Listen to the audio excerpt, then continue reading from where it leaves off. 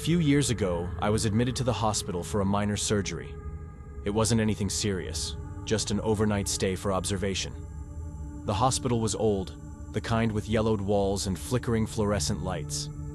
It smelled of antiseptic and something stale, something I couldn't quite place. I was in a shared room, but my only roommate had been discharged that evening, leaving me alone in the dimly lit space. The nurse assured me that they'd check in periodically, but for the most part, I was on my own for the night. I didn't mind. Or at least, I didn't think I would. The first few hours were uneventful. I scrolled through my phone, occasionally glancing at the clock. 11:45 p.m.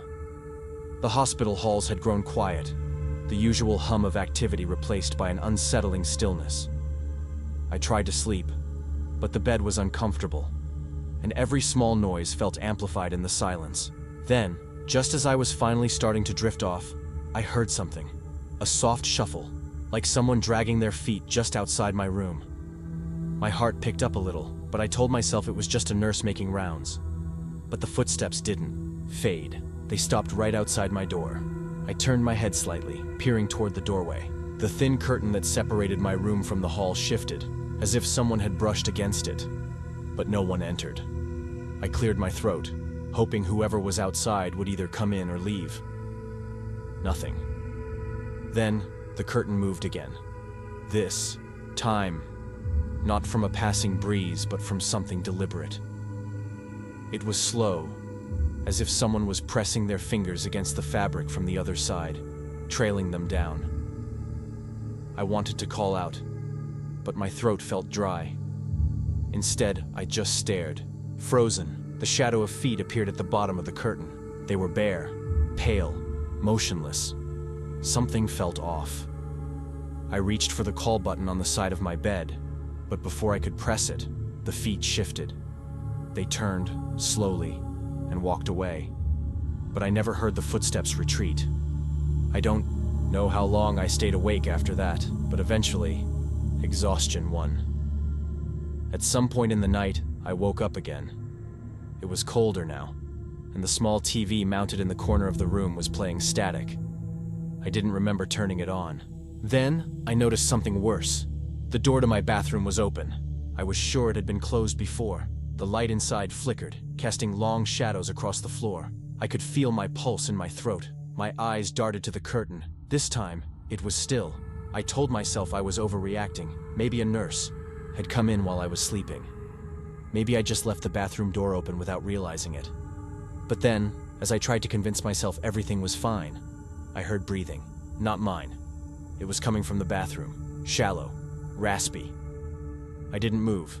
I didn't breathe. I just listened. Then, the breathing stopped. A long pause. And then, the sound of something shifting inside the bathroom. A faint creak, like weight being lifted off the tiled floor. I pressed the call button. Nothing happened. I pressed it again. Still nothing. I wanted to get up, to run, but my legs felt heavy, like they weren't mine to control. My mind raced with every possibility. Maybe it was a patient who wandered into the wrong room. Maybe it was...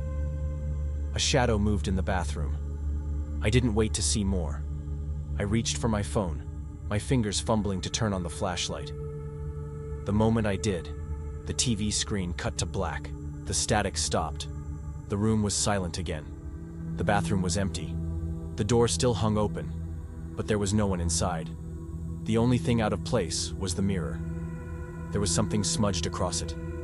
I leaned forward slightly, angling, my phone's light toward it. 4 words, written in streaky wet fingerprints. You were not alone. I hit the call button again, this time slamming my thumb against it.